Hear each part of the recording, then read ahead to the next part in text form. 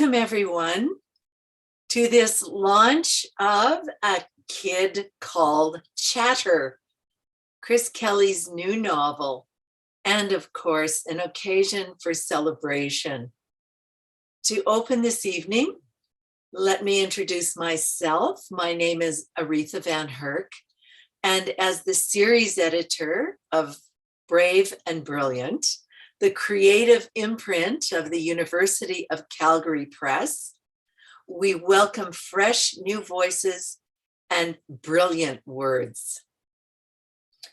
Before we proceed, I want to say that I am, and I think Chris as well, we are grateful to be guests on the traditional lands of the Blackfoot peoples, the Kainai, Siksika, Piikani, and the lands of the Tsuut'ina, Stoney, Nakota, as well as Métis Nation of Alberta Region 3. The city of Calgary marks the confluence of the Bow and Elbow rivers. Mokinsis, we cherish this distinctive world and the place where we experience the joy of creativity. Welcome to all of you, and thank you for joining us in the audience. We do, of course, welcome you to participate in the discussion and to submit questions via chat, but we seek to facilitate the safest possible space for all, so please show kindness and respect to everyone in attendance. This is being streamed online, so if you do not wish your visage to appear, please keep your camera off. And I want to remind you to buy books from any independent bookstore or from the next page. I know that they are all eager to help you get your copies. So Chris Kelly. Hello, Aritha. Hi. What is there to say about Chris Kelly and his wild imagination? Oh boy. As the cover of the book announces, he has a fine pedigree. He's worked as a bartender, a butcher trainee at Co-op, where apparently he spent his breaks behind the freezer, immersed in the books left at the little free library bookshelf. And he's been a bouncer at an infamous nightclub. I can only say set foot in it if you dare. But all of those experiences have provided him with fodder for tall tales and excessive moments. He's admitted to a fascination with zombies and their affiliation with apocalyptic rendition. But in this novel, A Kid Called Chatter, he took that fascination into a world where he could explore violence and isolation as intense hesitations in our contemporary milieu. I know him as an adroit liar, but an honest craftsman. So Chris, welcome. And would you introduce A Kid Called Chatter? Absolutely. Thank you so much for that introduction, Aritha. I very much appreciate it. First of all, I'd like to thank everyone for tuning in as well and being generous with their time tonight. It really means a lot, the support that I've received through the writing of this novel. And I'm grateful to all of you for being here. The book, A Kid Called Chatter, I think it is largely the story of an orphan with a strange affliction. He's known by many names through the novel, but I think that the name Chatter is where he locates most of his identity. It kind of gives him the biggest sense of self that he receives. It's a story that's set during the chaos of the Great Depression. It's set in southern Alberta, and it follows the oddness of Chatter's life. You know, he's sent on a roving adventure through beer halls and bordellos and back alleys. He attempts to make sense of this strangeness that seems to haunt his every step.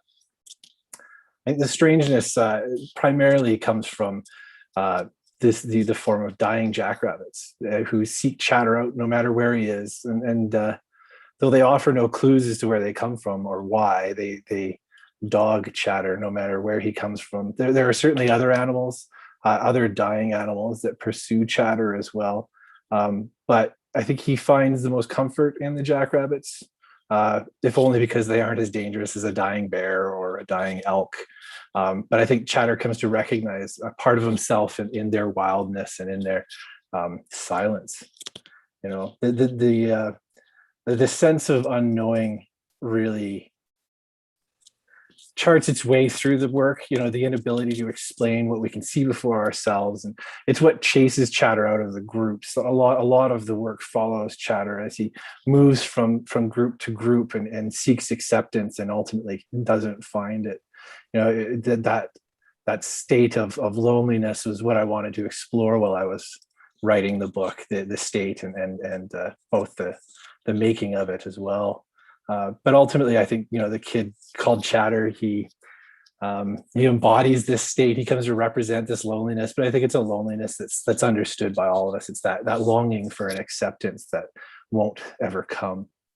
And I think that's ultimately the story of Chatter. He's a remarkably silent character, so calling him Chatter. Can you talk about that a little more?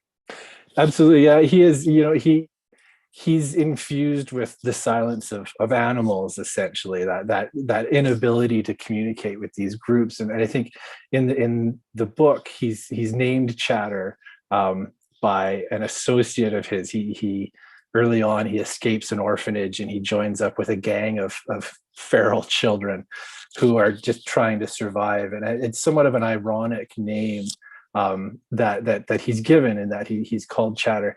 But through the novel, he is able to communicate. There's this sense of a communication that sort of exists beyond language, and that Chatter is able to sort of embody that a lot better than the vocal characters in the work. You have a fascination with names, though. He isn't always called Chatter. He's got all kinds of other names, but also the names of the orphanages in this novel. Some of them are kind of incredibly outrageous, but they're excellent. His Holy Rules, and is there one called All's Well? Yes, yeah. And Flattery, that was the scariest one. You work with names with a kind of incredible focus, as well as not necessarily a metaphorical equivalence. Can you talk about that a little? Sure. Yeah. I mean, that's a very sort of important sense of emotion that runs through the novel, is the names that Chatter takes on. I think that it really kind of focuses on the identities, and when I was naming those institutions, I wanted those institutions to have rock solid sort of names that speak to sort of an inchoate civilization, something that exists beyond the temporal bodies that move through them. Whereas the names themselves, and quite a few of the orphans switch names, they're sort of survivalists in the sense that they will take on different names that will speak to others, or that will allow them to hide themselves. And that trading of identities, that sort of the fluidity of the self that all of the characters go through, becomes sort of represented by their names, and represented by the notion that you can trade it in. Chatter goes through a period of time after he's received the name Chatter where he suffers some calamity and can no longer, encounter, or no longer sort of face the world with the name Chatter. So he goes back to being called the Kid, as he's called through those nameless sections of the book. But that sense that Chatter in particular, the names that are changing, they can't sort of pin down what that being is, who that person is, and that sense of flux that he goes through is an integral part of that. And I wanted sort of the names to represent that, as absurd as some of them may have been. No, they're fascinating. And when I was reading the book, I found echoes of Dickens. Now, maybe that was because of the orphanages or the abandoned children, or the way that these children that you depict in the novel have to somehow get through this completely threatening world by hook or by crook. I mean, were you thinking of that? Is that a kind of mild allusion to Dickens? Certainly, I mean, Dickens is a major influence. Oliver Twist, in particular, I think really informed a lot of the language and sort of the imagery that runs through this. There are certainly similarities there. I mean, we want to talk about somebody who can also knock it out of the park in terms of names. Dickens is remarkably good at doing that. But he was, and there is that sense, I think, that of social welfare that Dickens really wanted to take on, that sense of sort of elevating those who are typically considered, say lower on the social hierarchies, and lower on the abilities of what we would sort of attribute to survivalism.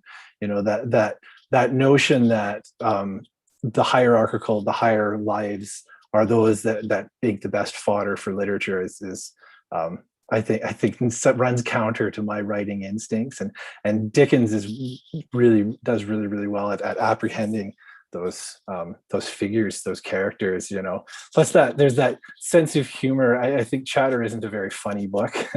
It definitely works more towards a It has a maudlin few stage. moments. There's a joke or two in it, certainly. But I think that Dickens's approach with his literature, whether it's sort of just imbued or infused with his humor, allows it kind of counterbalances a lot of the darknesses. And that was something that I took from Dickens as well. I mean, in Oliver Twist, there's that horrifying scene of that murder that is gut wrenching and incredibly hard to read. But he balances that fundamental darkness out with a lightness, and that is something that I really tried to work on as well. Is books obviously run a chance of becoming very maudlin or very dark if all you focus on is that, and that Dickensian humor or that Dickensian satire is certainly something that kept my head above the water when writing it, so I didn't get too dark. Well, one of my favorite lines was when one of the characters, the kids from an orphanage, are taken to a museum, and because they want to look something up, they escape the museum trip and they go across the street to a library, which almost seems like it's the Memorial Park Library. But one of the kids says no one in their right mind could imagine that orphans would escape a museum just to run to a library. That truly is one of the laugh out loud moments in the book. So that was enjoyable. Absolutely. But this is a book that's filled with danger and cruelty. And at one stage, I think Chatter says all people are the same. He thought just dangerous in different ways. Is that only his perspective, or is that part of the worldview that the novel is trying to examine?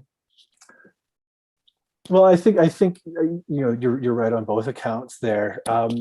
Chatter certainly is filled with a sense of danger. He's never accepted anywhere that he goes, and so he encounters hostile situations everywhere. But I think that was certainly the worldview that the novel is taking on, is that sense that beyond, say, the veneer of community and humanity, a lot of what we encounter is inherently dangerous. That isn't to say that a lot of the world is malicious, but that a lot of the world has its own motivations. And Chatter, in particular, not being allowed into communities, not being allowed into these groups, and having the ability to learn their languages, can't determine the motivations of others, can't determine sort of these overarching things that would lead them towards the violence that he encounters. And a lot of the work is about Chatter learning how to determine safety. I think some of the first safeties that he finds are the jackrabbits that keep coming towards him. He finds comfort in them, but of course a lot of these jackrabbits are maligned. A lot of these jackrabbits are sort of viciously hurt by just existing sort of in society, but then there are also malicious elements that run through the book that are actively hurting them. And Chatter's journey in particular is about coming to terms with the maliciousnesses in the world, and coming to terms with the dangers and the darknesses that we all must face. And how does one get oneself up to encounter the world, to take on the world again, fully knowing that there is danger and hostility everywhere. Yeah, and the hurting of what would be innocent animals is, I think, really key. But again, the rabbits, I mean, they're very benign. Did you not think about maybe using porcupines, or I don't know? It certainly would have made, a lot of the time, Chatter, where he tries to touch the rabbits, would have made the porcupines would have made it more of an interesting proposition, certainly. I think rabbits, when I had originally chosen rabbits, it was somewhat of an arbitrary choice. The jackrabbits themselves were drawn from an earlier manuscript, actually, that I'd written, a failed and collapsed endeavor, but it contained in it this notion of somebody attracting dying jackrabbits. And when I came to write A Kid Called Chatter, I took that idea and really tried to think about how having something like that, having this affliction where these dying animals just show up, how that would impact Chatter's life, how that would impact his relationships with the societies around him. I think the rabbits are, to a lot of degrees, the reason why he faces a lot of alienation, because he can't explain them, and others can't explain them, and so he's naturally othered by them. But it was a fortuitous choice, I think, because the jackrabbits in particular really informed how I wrote the novel and how I thought about Chatter. One of the really important things, I think, just in my writing, but in particular this work, is how do we embrace those that these lives that we consider worthless, and the fact that jackrabbits are quite often seen as pests. One of the comments I got when I would tell people about writing this novel is, they say, why jackrabbits? Like they're pests. They dart out into traffic. They dig holes. They dig up gardens. And because they're quite ubiquitous down in South They Calgary, eat where I my come tulips the minute they come up. Exactly, right. They're these bloody things that you want to scare out of your garden, and we don't want to deal with them. But I think that when we tend to view lives as pests, as annoyances, it sort of naturally allows us to devalue them, and that's a process that happens to Chatter throughout the work. That he is seen as someone that cannot partake in the community, cannot partake in the society, and he faces a lot of devaluations. He faces a lot of violence in that regard. And I think that jackrabbits in particular, not rabbits, which we have as pets, and we put on cards and celebrate in holidays and so forth, but the jackrabbits themselves have that sort of inchoate wildness. We can't speak to the wild creatures that they are, and the way that we certainly do take them on, or the way that we think about them in society, is as a pest that must be eliminated. I mean, I can remember it's a dark story, but I was a couple months ago, I was at the dentist, and the dental assistant there, she was asking me about my work, and so I told her briefly about the work, about Chatter and jackrabbits, and she said, "Oh yes, jackrabbits, yeah. My husband always swerves to hit them when we're driving, right? He speeds up the car and he does that." And his reasoning is, of course, that they're pests, right? That they're things that they shouldn't be in the neighborhood, and that he can sort of undertake this. He devalues that life to the point that that sort of violence is acceptable. As shocking as that story may sound to some people, it wasn't that shocking to me. There aren't that many people that I know that do that, but that's not unheard of, particularly around here, because they are everywhere and because they are viewed that way. So in that sense, they help frame Chatter and who Chatter was as a character, and that how the lives of others are devalued by our sense of how we categorize them. Yeah, it's interesting that urban wildlife, we're fine with it unless it impinges on our world, and then we don't like it at all. right? Whether we Absolutely. have a skunk or a coyote in the backyard. And but you relate that to these feral children, and there's no other way to describe them. How they survive, they form gangs, the wars that they engage in.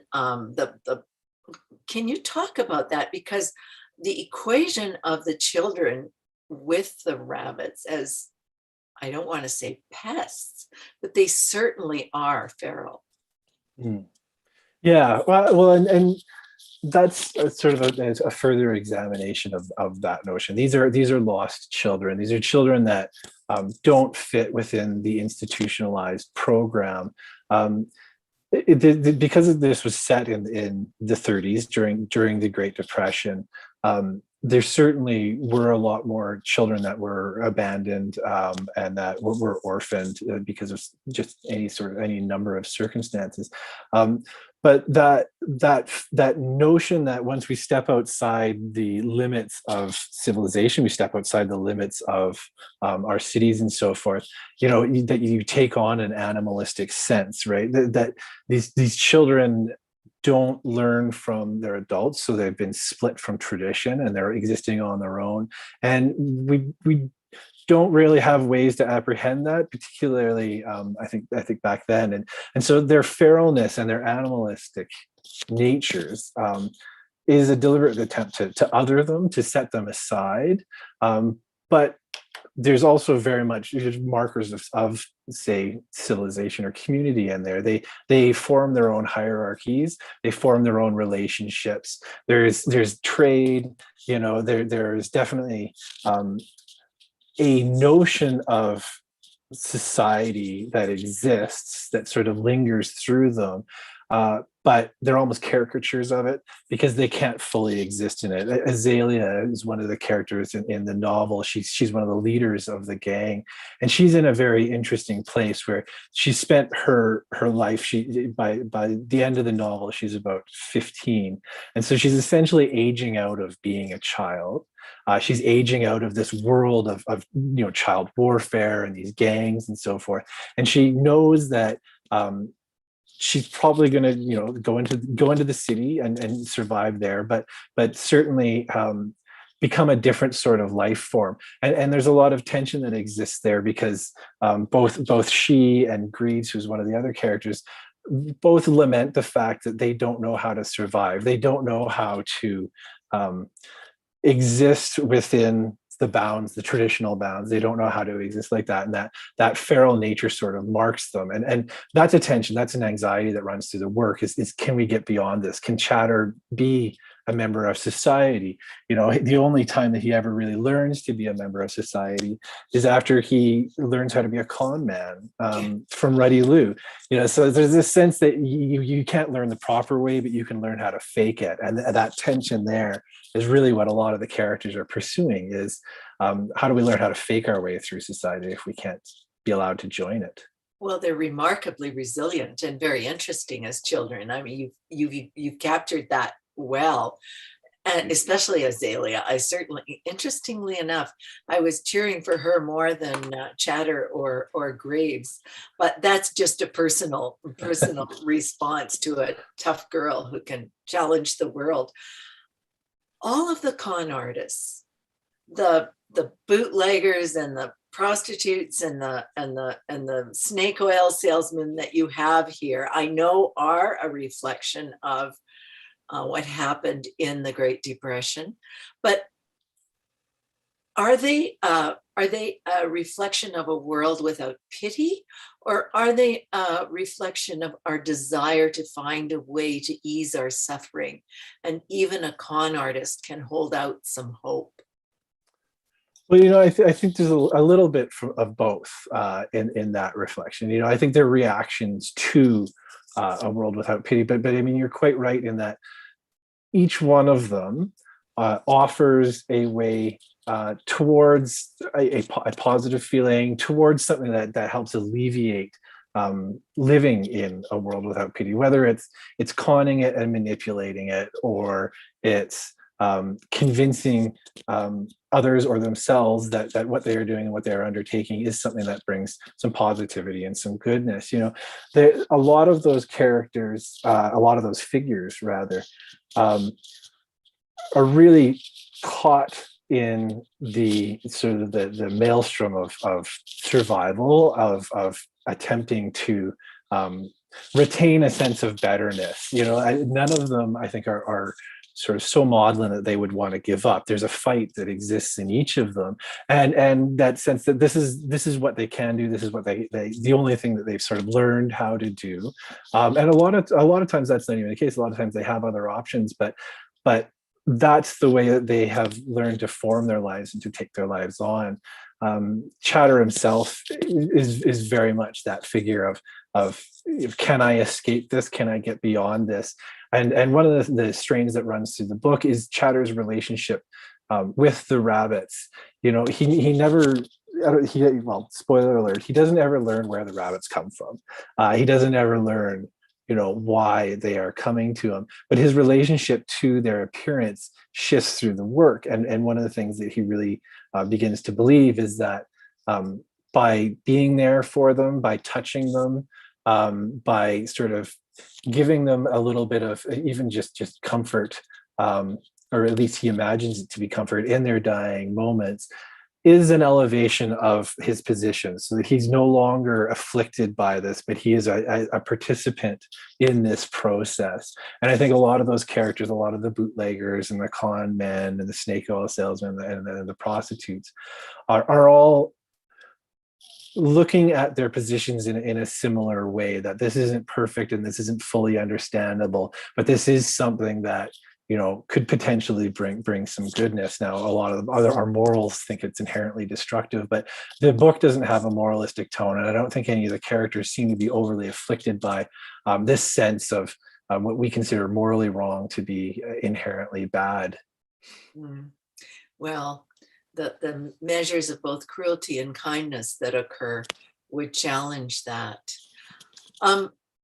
You, throughout the book, I read wonderful echoes of Alberta, the big skies, the endless horizons, a factory mining the hills for fossils, a secret river valley.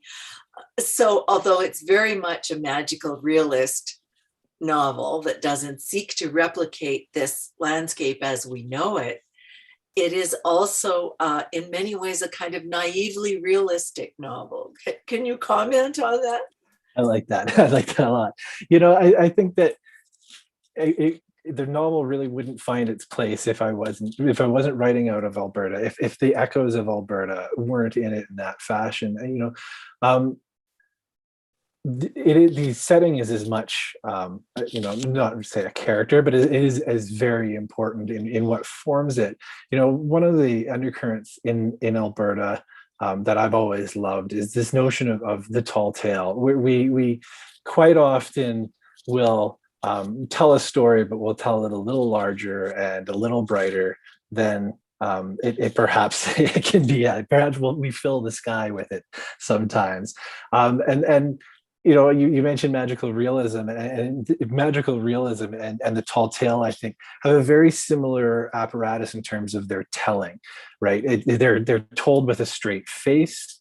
I think Gabriel Garcia Marquez, when he was talking about magical realism and sort of forming it, would harken back to the way his grandmother would tell stories, and that she would tell a story and somewhere in there would be a ghost plowing a field, and she wouldn't change the tone. She wouldn't, there wasn't a wink. There wasn't this suggestion that this couldn't happen. And the Albertan way of telling a story, the Albertan way of encountering its own landscape is a very similar way, where, except I think perhaps with the Albertan way, there's almost a measure of eyeing down the listener to see if they are buying the bullshit a little bit. There's this notion that it's a bit of a challenge, not a hostile one, but a bit of a, I know you're with me, because I think anybody who's sort of lived down here has the sense of largeness, has the sense of obscurity and abstractness that exists out here. So that was a natural place to put Chatter's story. And I really, one of the, sort of my earlier instincts in telling the story was I wanted to tell the real story behind a folk tale. So towards the end of the novel, Chatter, I think that there are echoes that even if Chatter isn't around, his story will be told, and it will be told by others, and it will be expanded upon. Tall tales will be told about Chatter, and that I wanted to essentially give a realist picture of the seed of a folk tale. And that was really informed by the Albertan tall tale and the way I learned to tell stories out here, the way I learned to look at the environment and reflect it back in my storytelling. Well, Chris, could you stare us in the eye and make us believe and read a section from the book? Absolutely. I'll be looking for any flinches here. Okay. So I'm going to read a section. It's about halfway through the novel. I'll give just a little bit of context for it. Shouldn't require too much context. But at this point, what's happened is Chatter is taken up with this con man. His name is Ruddy Lou. I think he's just called Lou in this section. And at this point, Lou doesn't know about the rabbits yet, and about these animals that come to Chatter. Chatter's keeping them somewhat hidden. But what Chatter and Lou are doing is that they're traveling through the back roads and the beer halls of southern Alberta right now, and they're selling what they call a remedy. It's essentially just a small vial of moonshine, but they're selling snake oil. And because Lou is a very theatrical figure, his way of selling this is an act that he and Chatter put on. So this doesn't feature the act, but the important thing to remember, I think, about it is that Chatter, in being asked to take part in this, is finding his first sense of acceptance. He's finding a bit of self-actualization here, and that's the first time in his life he's been needed for something. So he takes it quite importantly. The only other thing that I will mention is that when the animals approach Chatter, he actually does have a physical sensation. It's a sort of a tickle in his heart. He calls it a yearning, or the yearn. And that is his only sense that he is an active participant in this interaction between him and the animals, as opposed to just sort of being, placidly being approached by animals and so forth. So during this section, he isn't called Chatter, he's called the Kid. He's in that nebulous stage. But when I say the Kid, we'll all know that I'm referring to Chatter. This is chapter 28. During the time he was on the road with Lou, the Kid cried only the once. They were 3 months out of Faro, in a flat district where the only landmarks were windbreaks, camping alongside train tracks under the open sky, unafraid, for the spring rain was weeks away. The moon, full, spilled its pale light across the countryside, seeking the hollows and depressions that betrayed the static plane of the land, taking, for the service of its light, a degree of vibrancy from all it touched. The Kid awoke in the stasis the moon cast, unable to rub the sense of dream from his eyes. The fire had long gone out, and the chill of night was breathable in the air. Lou lay dead drunk near the wood the Kid collected during the gloaming, when at last he'd convinced Lou to halt their march. Every time they left a town, Lou assumed there were people after them, and forced nights of campsites hidden in the long liminal stretches of which the prairies were composed. Lou didn't stir when the Kid got to his feet. He wouldn't wake until an hour after sunup, when his snakeskin boots grew too hot for his feet. The Kid turned a full circle. On all sides, the horizon shirked out of sight. A couple 100 yards away, more visible than at dusk, was the patient shape of a grain elevator, those silent giants that haunt the prairies and watch over its towns. The elevator complex, including a smaller silo on one side and a few ancillary buildings, was dark, but for a lone light that shone on a wide patch of cracked asphalt. The Kid crept in that direction. The Kid skirted the outer dark of the light, careful to avoid the caustic whiteness of its beam, which stole even more vibrancy than the moon. On the far side of the elevator complex, where its huge bulk blocked the breeze's chill, the kid settled down cross-legged to wait. The jackrabbit slowly became visible, materializing from the pallid stasis of moonlight. Like the others, she did not alter her path once she found it. She bore no external injuries and moved in the patient, practiced way of the very old. At long intervals, she raised her head, turned it from side to side, and looked at the kid, but mostly she just continued forward. The yearn swelled. He compared it against the nervousness he felt before he burst into a crowd and shouted Lou's invented names. The flowering in his gut and the dizziness of his mind, his thoughts the flit of birds sitting along the same wire, alighting before taking flight again, exchanging places in a mad flurry of individual effort.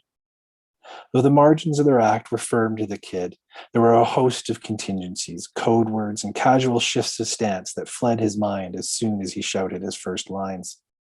He existed in a state of fear that Lou would scratch his elbow or clear his throat, and the kid would call out the wrong name or invoke the wrong past. He had in his hands, Lou reminded him, the ability to collapse their entire enterprise. He was one dumb move away from revealing their sham to the mob that surrounded them. One mistake from ending every bit of the life they'd made. In contrast, the yearn was resolute. It fluttered at approach and vacillated over distance and direction, but its foundation never shifted. As soon as he felt it, the kid understood his role in the process, understood, at least, what was required of him. It stepped below scripts and stage names, below the words he used to construct the world he could not see, into the realm of instinct, which did not share words, only wants, which demanded, in a voice that could not be denied, that his inner being respond to a reality unformed in any physical space. The closest the command came to his awareness was a tickle at his fingertips, a shift in his heart he called a yearn. The kid reached out his hand, and the jackrabbit settled underneath it. She folded her front paws under her and rested, plumped up again against his forearm. A shock washed through the kid, then an utter relief at the simplicity of her body, her warmth, the feel of her fur, and the soft rhythm of her breath, a pulse that emanated out of her into the kid's hands, as undeniable as sunlight. The concreteness of her warmth, wearing away the tickle in his fingers, stood starkly against the shifting scripts in the kid's head. The feeling against his hand, the kid knew, would only change once. The same change he'd felt over and again. The resumption of stillness in his heart, a stillness he would have assumed always still had he not felt the yearn first. The jackrabbit lay for some time under his hand. Her head bobbed like a distracted napper, but she never unfurled her paws or made to stand. A little bit before, she shivered and opened her eyes to look at the stark pool of light upon the asphalt and the shape of something colossal, beyond her comprehension, which stood behind it. Her silence remained resolute. She closed her eyes and shivered once more. Upon his palm and then up his arm, the kid felt her release, the disentangling of all her readiness. The kid pressed his face into her fur. He cried for a long while. But there are also jokes in this.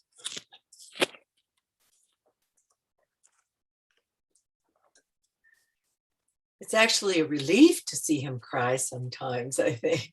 Thank you, Chris. We've got some great questions, and so I'll ask them on behalf of the people who posted them. Allison says, the book deals with a lot of heavy stuff. Was it difficult to write, or were there parts that were actually pretty fun? That's a good question. You know, there were some fun parts. You know, it was certainly a very difficult book. I didn't like writing about a lot of what I was writing about, but I think that the theatrical parts to me were particularly fun. Inventing Lou's scams and the ways that he teaches Chatter how to con an audience, and the various sort of forms of conning that they go through were quite a lot of fun. They were a lot of fun to write. there are other elements, I think, that the sections where Chatter connects with the other kids in the gang was also particularly fun. There's a scene where Chatter is essentially trying to prove his worth to the rest of the kids in the gang, and he holds this sort of faith healing for those without faith. He knows the kids don't believe in anything, but he still knows how to manipulate the audience. And that was a really fun scene to write because of just the raucous nature of it. And honestly, scenes like that were a pressure valve for writing some of the darkness. It allowed me to let some sunlight back in, which was nice. I'm going to leave the connection between writers and con men unspoken. Nicole asks, could you talk about the decision to set the novel in the Great Depression? Is the setting incidental or crucial to the story and its themes? And could it exist in a modern setting? Well, that's a really interesting question. That's a really interesting way to look at it too. When I had originally written the book, it was set in a modern setting. Some of the kids were walking around wearing hoodies with superheroes on them and so forth. But one of the things or one of the elements that I found, one of the reactions that I found, were that people who had read the novel didn't buy it. Essentially, there's this notion, and it's a really curious notion. It's something that I sort of found out while interpreting these reactions, was that there's this sense that feral kids can't exist anymore, and orphans aren't out there, and that we have infrastructure, that we have people that deal with these things and that can contain these things and so forth, and that it wasn't as believable set in a modern age, and so trying to reinterpret it. I had originally settled on sort of almost like a post-society type thing, that something had created a fall, but that created far too many issues as well, because why aren't these feral kids picking up dead cell phones and using them as stones against each other or something like that, so it was actually really when I was working with Naomi K. Lewis, who edited the novel, the exceptionally talented Naomi K. Lewis, and talking to her about it, that we settled on the Great Depression. We settled on sort of a past calamity, because the real issue that I think that a lot of people were having was that we have this societal infrastructure that should take care of these things, and that we believe in that, and that if it's there, these things can't exist. Now, a little bit of a side note, I lived in Edmonton a lifetime ago, and while I was there, I knew a girl who worked with homeless children, and we got to meet several of them, and found out that there were large groups of children that were living in the river valley of Edmonton. And I say a lifetime ago, but it was still my lifetime. So this was still when these structures, these infrastructures, these social workers, all of this existed. But there were still children that were living essentially a similar existence to what I represent in the novel, which is to say that despite our institutions, despite all of the safeguards that we have against these sorts of things, there are people, children that slip through the cracks, that are not able to exist with these institutions, and they still take care of themselves. They're still there. And that sense of sort of feral survivalism was what I let guide me through it. So to look at the Great Depression really informed the rewriting of the novel, and it allows for the sense of a collapse, the sense of the strictures that we think keep everything contained. At that point, we accept the fact that they would have collapsed anyways. So it really came into the composition of the novel later, but really helped reinforce the vision of the novel, and allows sort of the audience to or the readers to take it in without those reservations. Well, homelessness in contemporary Alberta, it's probably quite translatable. Absolutely. Ben has a question. Could you talk a little about the genesis of the novel? Did it start with Chatter as a character, or was it a scene, an image, or a scenario that started you off? And a related question, what scene did you write first? Oh, wow. Well, that's it. That's a great question, Ben.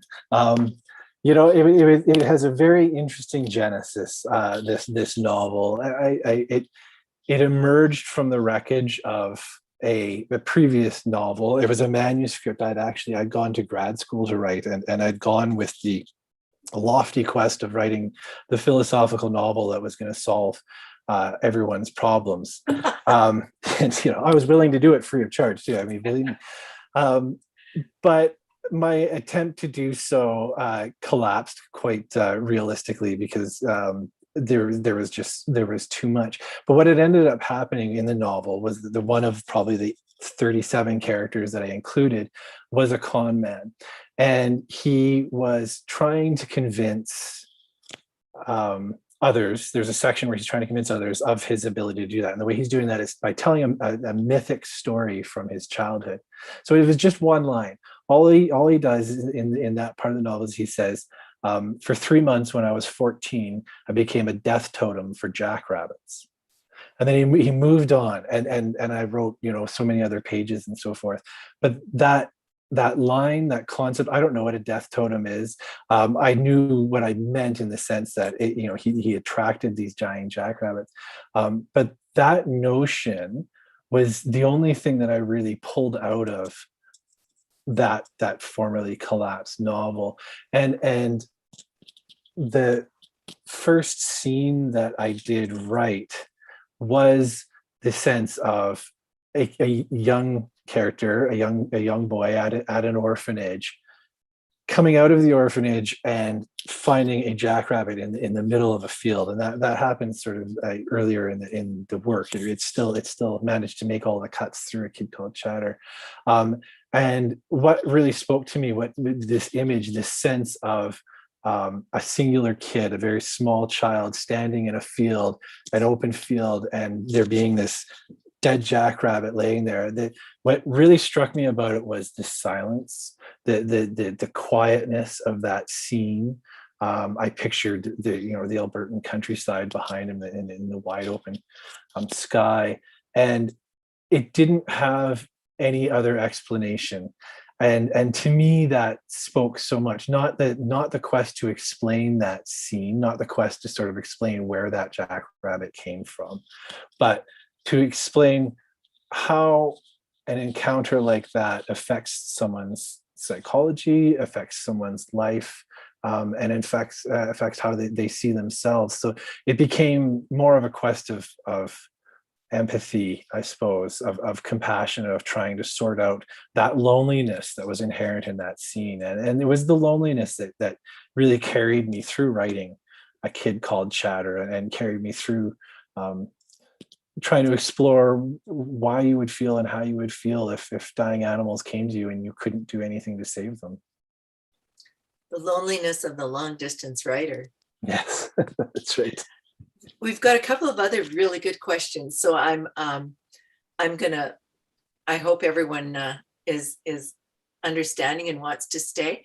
So Nicole asked, does Chatter feel the same kind of yearning around dying humans? And how does this play out with the other themes, or the theme of otherness and being outside?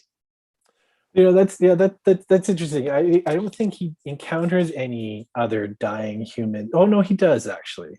I won't mention who. Well, they all are dying. Yeah.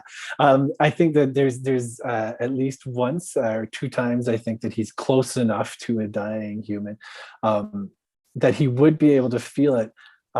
But he doesn't actually feel that. There's a scene that requires a lot of anxiety on his behalf, because he can't feel anything, when this person that he cares very much about has died in a very violent manner, and he carries forward his relationship with the rabbits.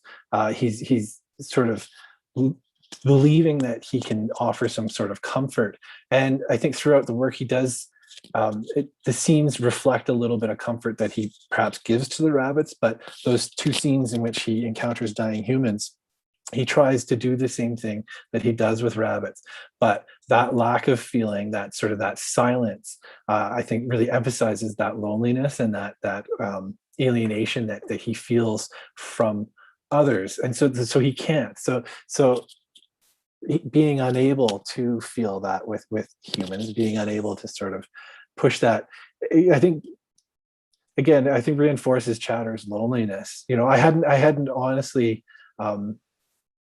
put that much interpretation into it other than the anxieties that Chatter was feeling, but that's a really good question, because it does sort of call into question why the rabbits. It's not just a sense of life, it's certainly an animal sense of life that he feels and can commune with. There's a crow calling outside my window. Brandon asks, how opportune. Yeah. I'm no Sherlock Holmes. Sorry, this is from Brandon. Mhm. But while enjoying the book, I couldn't help but feel you left some Easter eggs hinting at an underlying theme of residential schools. Was this intentional? And if so, can you talk about that?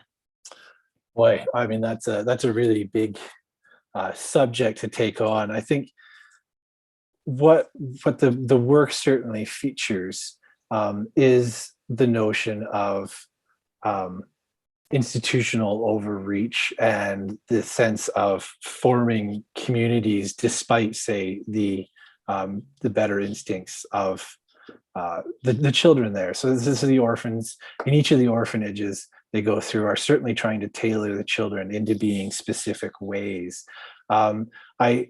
It's the question of residential schools is a very fraught question. It's something that's obviously very, very sensitive and really, really hard to encompass. So there isn't a direct position that the novel takes. There isn't sort of a direct sort of way of encountering that. But what it does is it does speak to the sense of a hierarchical decision to form something into what the hierarchy would prefer, as opposed to sort of the naturalness or the sense that these lives are better off sort of lived on their own terms. So it certainly does encounter that horror, but it doesn't sort of directly take it on, because I don't know if I'm the person, honestly, to take on the legacy of residential schools in Canada. Michaela has a great question. She says the blend of horror, magical elements, and survivalism reminds me of writing from Heather O'Neill, Kevin Lambert, and Suzette Meyer, especially the rabbit elements.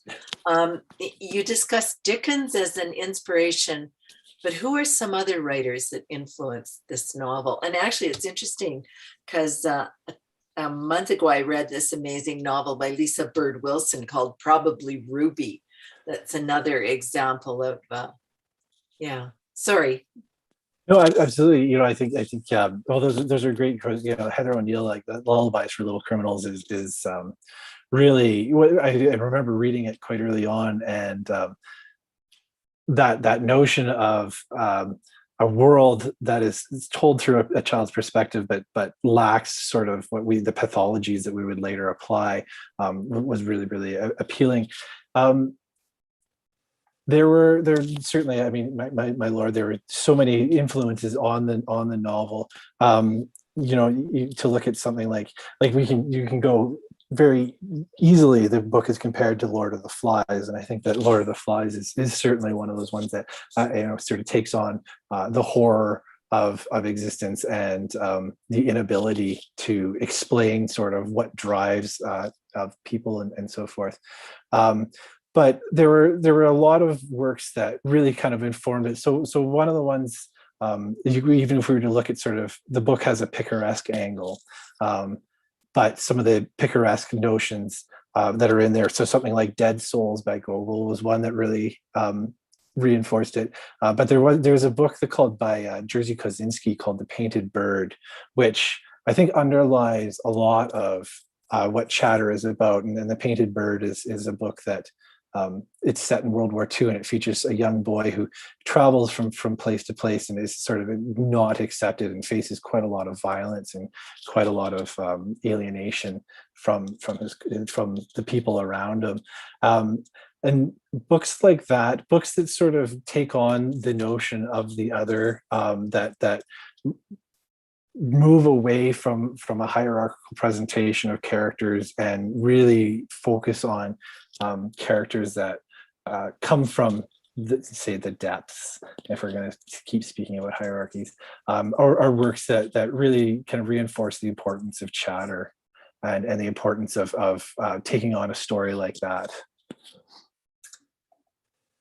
Wow. Those are great questions, and it's almost perfectly the top of the hour.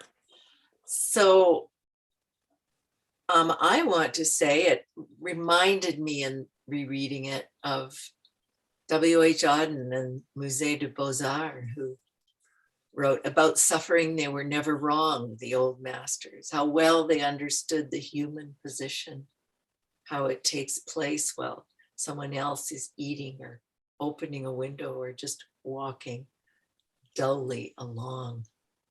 So I think you're reminding us to pay attention. What a tantalizing novel. And thank you, everyone. I encourage everyone to purchase the book, readily available from independent bookstores. Please purchase multiple copies. In closing, I want to thank the University of Calgary Press and all the people who do so much to support literary publication there. I want to thank the next page. Thank all independent bookstores. Thank you to ZG Stories. And of course, most of all, congratulations, Chris. And I know the book will have a long life. So thank you so much, everyone. Have a wonderful evening. Congratulations, Chris.